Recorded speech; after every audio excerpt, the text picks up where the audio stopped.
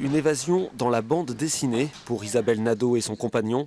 Rien ne paraît car la lecture à la maison est l'une des rares activités sans risque. Elle a la maladie de Crohn, une inflammation du tube digestif à l'origine de 2 opérations chirurgicales sérieusement invalidantes. Pour être un peu trivial, on va à la selle de 6 à 16 fois par jour, avec un temps de réaction très rapide. C'est 10 secondes en moyenne, jusqu'à 20, 30, mais rarement plus. Au niveau de la dignité, c'est moyen, mais je me fiche que les gens sachent. Ce qui me dérange, c'est qu'ils en soient témoins. Donc ça, je ne peux pas.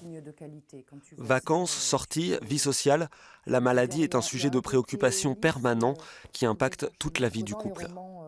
On ne vit pas à 2, on vit à 3. Parce qu'il y a nous 2, mais il y a Crohn. Et Crohn, on ne le voit pas, mais il est bien présent quand même. Parce que c'est lui, des fois, qui dicte notre manière de vivre. Côté professionnel, Isabelle Nadeau est bibliothécaire à la BFM de Limoges. Son employeur lui permet de travailler depuis chez elle. Autrement, ce serait trop compliqué. Il faudrait des toilettes à proximité et toujours libres pour elle. Le même problème peut se poser n'importe quand à l'extérieur si elle doit trouver des toilettes en urgence. Ça m'est arrivé qu'une fois où j'ai demandé dans une pharmacie pourtant. Et on m'a répondu qu'on n'avait pas le temps de m'y accompagner. Et là, moi, je savais que j'avais pas 20 secondes devant moi. Donc je suis rentrée dans la boutique à côté, j'ai expliqué à la dame qui a pâli, parce que je devais être un peu pâle, je devais commencer à flipper, parce que c'était en période de Noël et il y avait beaucoup de monde dans les rues, je ne savais plus quoi faire. Ma voiture était à 50, 60 mètres, mais je savais que j'avais pas le temps d'y aller. Parce qu'à la rigueur, une fois dans ma voiture, personne ne me voit.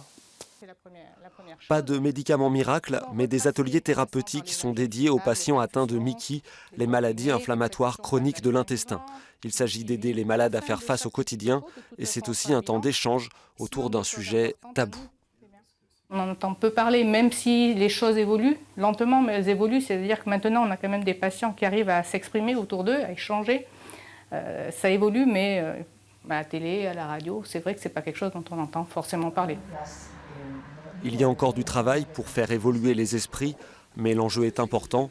15% des malades sont des enfants et on diagnostique en France au moins 10 nouveaux cas tous les jours.